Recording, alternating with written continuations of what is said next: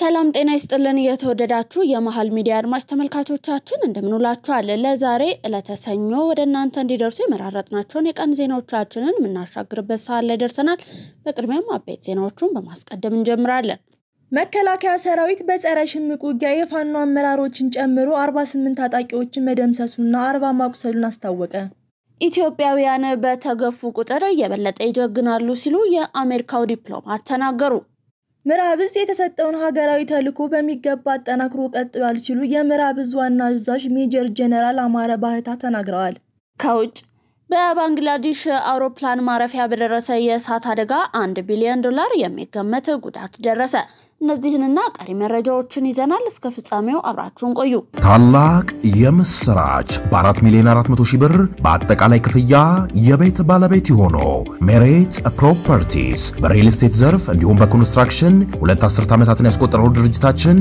አሁን ደግሞ ሰፊ ሙያዊ ክህሎት ተላብሶ የፖስቴንሽን ኮንስትራክሽን ቴክኖሎጂ ተጠቅሞ በውባ ፒያሳ ዘመናዊ መኖሪያ አፓርትመንት ቤቶችን በተመጣጣኝ ዋጋ አቅርበንሎታል አራዳ ፓርክና ወዳጅነት ፓርክ ከፊትና በስተጀርባ ያደመቁት የውብ መንደራችን 2 ቤዝመንት ያለው እስከ 4ኛ ወለል ደረጃውን የጠበቀ ሞል እንዲሁም ባልተለመደ መልኩ 5ኛና 6ኛ ተጨማሪ መኪና ማቆሚያ ሆኖ ያገለግላል ለደንበኞች ጥራትና ምቾት የሚተጋው ድርጅታችን ሜሪት ፕሮፐርቲ በዚህ መንደር መዋኛ ገንዳ ጂምናዚየም ደረጃውን የጠበቁ ሰፋፊ ሊፍቶች ምቹና በቂ መኪና ማቆሚያ ቦታዎች ዘመናዊ የደረቅ ቆሻሻ ማስወገጃ አውቶማቲክ ጄኔሬተር የተገጠመለት የከርሰ ምድር ውሃና ለተለያዩ አገልግሎቶች የሚውሉ ሰገነት አካቷል ከባለ 1 እስከ ባለ 3 መኝታ ቤቶችን በ10% ቅድመ ክፍያ ከ441,000 ብር ጀምሮ የቤት ባለቤት ይሆኑ እንዲሁም 70% ለሚከፍሉ ደንበኞቻችን 30% ልዩ የማስተዋወቂያ ቅናሽ ይዘንሎት መተናል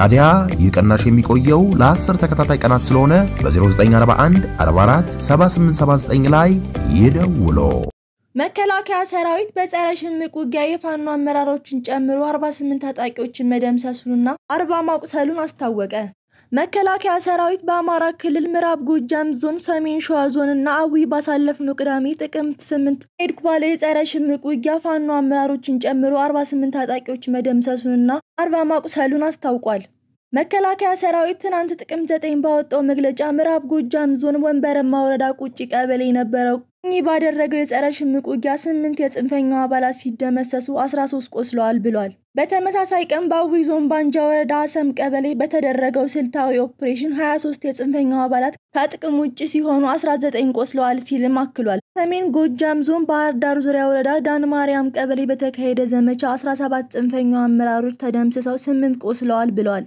መከላከያ ሰራዊት ተደምስሰዋል ካላቸው መካከል የፋኖ መስራችና በእነሱ አደረጃጀት የሻምበል አዛዥ የሆኑት ቸኮል ዘመኑ የፋኖ መስራችና የሻምበል አመራር ቸኮል ክንዴ እንዲሁም በልስቲ ዘመኑ ዳኛው ጥላሁንና ግርማው መኮንን የተባሉ አስተባባሪዎች ይገኙበታል ሲል ገልጿል ለኢትዮጵያ መከላከያ ዩኒቨርሲቲ ከፍተኛ መኮንኖች በመከላከያ ዋር ኮሌጅ አዘጋጅነት የተንቀሳቃሽ ስትራቴጂክ አመራር ስልጠና እየተሰጠ መሆኑ ተገለጸ የመከላከያ ዋር ኮሌጅ አዛዥ ሜጀር ጀነራል ቡልቲ ታደሰ ከተሰጠው ተልዕኮና ራዕይ በመነጨ በመደበኛ ትምህርት ተደራሽ ያልሆኑ ክፍተቶችን በመለየትና በማጥናት የሰራዊታችንን ስትራቴጂክ አመራሮች ባሉበት ቦታ ሆነው በተንቀሳቃሽ ስልጠና የማብቃት ስራ እየተከናወነ መሆኑን ገልጿል ስልጠናው አሁን በተጨባጭ ተልዕኳችን ጋር የሚዛመድ የአመራሩን የመፈጸም አቅም የሚያሳድግ ዕውቀትና ማዳበር የሚቻልበት አቅምን የሚፈጥር መሆኑንም አንስተዋል የመከላከያ ዋር ኮሌጅ ስትራቴጂክ ጥናት ኢንስቲትዩት ዲን ዶክተር ስራው ደማስ በበኩላቸው የሀገራችንን ብሔራዊ ጥቅም ማስጠበቅ የሚያስችል አመራር የመፍጠር ሂደቱ በእንደዚህ አይነት አጫጭር ስልጠናዎች በመምላት ሀገራዊና ቀጠናዊ እንዲሁም ዓለም አቀፋዊ ዕውቀቶችን መገንዘብ እንደሚቻልም ገልጸዋል የኢትዮጵያ መከላከያ ዩኒቨርሲቲ ተወካይ ኮሎኔል ኢዶሳ ቱፋ የተቋማትን ግንባታ ለማሳለጥ የተለያዩ አጫጭር ስልጠናዎችን ማዘጋጀት አስፈላጊና ወቅታዊ ጉዳይ በመሆኑ ተጠናክሮ ይቀጥልም ብለዋል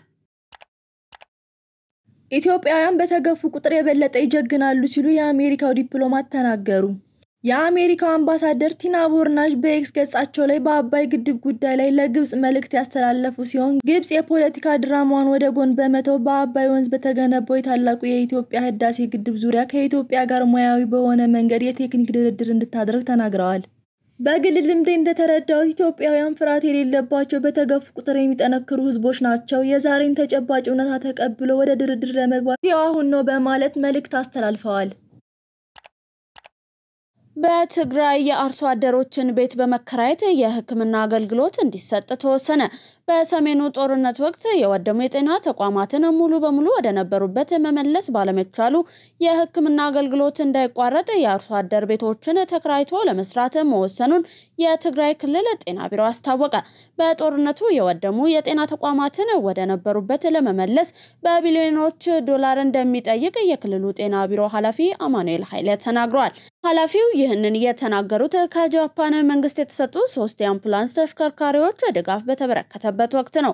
ድጋፍ የተደረገው በጤና ሚኒስቴር በኩል ሲሆን ዓላማውም በሰሜን ጦርነት ወቅት የወደሙን የድንገተኛና ሌሎች የሕክምና አቅርቦቶችን ለማሳደግ ነው ተብሏል። አምቡላንሶቹም በአዲ ዳውሮ፣ ዳጋርቢና ፍረወይኒ ለተባሉ ሆስፒታሎች የተሰጡ መሆኑን የተናገሩት ዶክተር ኃይለ ከአምቡላንሶቹ በተጨማሪ የሕክምና ቁሳቁሶች ድጋፍ መደረጉንም ገልጸዋል። ውብና ምቹ አካባቢ መፈጠሩ የሥራ መነሳሳትን እንደፈጠረላቸው የደቡብ እዝ ስታፍ አባላት ተናገሩ። ደቡብ እዝ እንደ ሀገር በቁርጠኝነት ተግባራዊ እየተደረገ ያለውን ዘመናዊ የተቋም ግንባታ ተከትሎ የጠቅላይ መምሪያ ደረጃ ማሳደግ ሥራ መከናወኑ ተገልጿል። ዘመናዊ የመሰብሰቢያ አዳራሽ 2.7 ኪሎ ሜትር የግንብ አጥር ከ3 ኪሎ ሜትር በላይ በቴራዞ የተገነባ የእግረኛ መንገድ ተገንብቶ ለአገልግሎት ክፍት መደረጉን ጨምሮ በርካታ ሀገር በቀልና የውበት ዛፎች መተከላቸውን የእዙ መሐንዲስ መምሪያ ኃላፊ ኮሎኔል ዳኛ ደታ ተናግረዋል። በመከላከያ መሐንዲስ የጥልቅ ውሃ ጉድጓድ ቁፋሮ መከናወኑ ያነሱት ከፍተኛ መኮንኑ ፕሮጀክቱን ወጪ ቆጣቢ በመሆኑ መልኩ በአጭር ጊዜ መጠናቀቅ መቻሉንም አስረድተዋል። ስታፍ አባላት መካከል ሻለቃ ሙላ ሳሙኤል ለስፍራው ከፍተኛ እንክብካቤ እንደሚደረግለትና ለበርካታ የአካባቢ ነዋሪዎችም የሥራ ዕድል መፍጠሩን ገልጸዋል። ጠቅላይ መምሪያው ከዚህ ቀደም በጥቅጥቅ ጫካ የተከበበ በቀን ሳይቀር አውሬዎች የሚንቀሳቀሱበት ሁኔታ እንደነበር ያስታወሱት ደግሞ ሻለቃ ባሻገፋ ወሰለማ ናቸው። ዛሬ ላይ እንዲህ ባለ መልኩ መዘመኑ ለተልዕኮ ስኬታማ ጉልህ ድርሻ እንደሚኖረው ተናግረዋል። ከደቡብ እዝ ጠቅላይ መምሪያ ሲቪል ሰራተኞች መካከል አንዷ የሆኑት ወይዘሮ ሀገር ያንበርብር ስፍራው ላይ የሚማርክ ስራ ቦታ ሆኖ በድንቅ ንድፍ መሰራቱ የላቀ ተነሳሽ የሚፈጥር ሆኖ እንዳገኙት ተናግረዋል። ምዕራብ እዝ የተሰጠውን ሀገራዊ ተልዕኮ በሚገባ አጠናክሮ ቀጥሏል ሲሉ የምዕራብ እዝ ዋና አዛዥ ሜጀር ጀነራል አማረ ባህታ ተናገሩ። ጀነራል መኮንኑ ይህንን የተናገሩት ከእዙ ጠቅላይ መምሪያ ስታፍ መኮንኖች ጋር በወቅታዊ ሀገራዊና ተቋማዊ ጉዳዮች ዙሪያ ውይይት ባደረጉበት ወቅት ነው። ሰራዊቱ እንደባለፉ ጊዜያቶች ሁሉ የተሰጠውን ትልቅ ሀገራዊ ግዳጅ ውጤታማ በሆነ መልኩ እየፈጸመ የሚገኝ መሆኑን ገልጸው ለተልዕኮ ቅድሚያ ሰጥቶ በመስራት የበለጠ ድል ማስመዝገብ የሚያስችለው የዝግጁነት ደረጃ ላይ እንደሚገኝም ገልጿል። አሁን ላይም የእዙ ሰራዊት በተሰማራበት ቀጠና በሽብርተኝነት ተግባር ላይ ተሰማርተው የሀገራችንን የሰላም ማነቆ እየሆኑ ያሉ አሸባሪ ሸኔ ቡድንና ጽንፈኛው ዳግም የህዝባችን ስጋት እንዳይሆን ለማድረግ የማያዳግም እርምጃ እየወሰደ መሆኑንም ጀነራል መኮንኑ ተናግረዋል። ሜጀር ጀነራል አማረ ባህታ በቀጠናው የአሸባሪውን የሸኔ ቡድን በመደምሰስ ያሳካናቸውን ድሎች አቅበን የህዝባችንን ሰላም ዘላቂነት ለማረጋገጥ መስራትና ከአካባቢው የመስተዳደር አካላት የጸጥታ ኃይሎች ከሀገር ሽማግሌዎችና የሃይማኖት አባቶች ጋር በመቀናጀት ዘላቂ ሰላም ማረጋገጥ ይገባናልን ብለዋል። የፕሮፌሽናል ሰራዊት ባህሪን በመላበስ ተልዕኮን በላቀ ብቃት መወጣት እንደሚገባ ያሳሰቡት አዛዡ ሜጀር ጀነራል አማረ ባህታ በሰራዊታችን የዓላማ ጽናትና ቁርጠኝነት የኢትዮጵያ ጥቅምና ፍላጎት እውን ይሆናል፣ በተጠናከረ ዝግጁነትና በላቀ ግዳጅ አፈጻጸም የኢትዮጵያ ጥቅምና ፍላጎት ይሳካልም ሲሉ ገልጸዋል። የእዙ ጠቅላይ መምሪያ ስታፍ መኮንኖች ለተዋጊው ክፍል የምትሰጡትን ያልተቋረጠ የተለያዩ ድጋፍ አጠናክራችሁ መቀጠል ይገባችኋል ሲሉም አሳስበዋል። የምስራቅ አፍሪካ የልማት በይነ መንግስታት ባለስልጣን ኢጋድ በቀጠናው የሚታየውን መደበኛ ያልሆነ ፍሰትን ለመከላከል ከባለድርሻ አካላት ጋር የጀመራቸውን የተቀናጀ ምላሽ የመስጠት ስራ አጠናክሮ እንደሚቀጥል አስታወቀ። የኢጋድ ሶስተኛው የሰራተኛ ስራና የሰራተኛ ፍሰት የሚኒስትሮች ስብሰባ ዛሬ በኬንያ ናይሮቢ ተጀምሯል። በኢጋድ ቀጠና ብልጽግናን ለማረጋገጥ የሰራተኛ ፍሰትና የሰዎች ዝውውር ህጋዊ ማዕቀፍን ማሻሻል የስብሰባው መሪ ቃል ነው።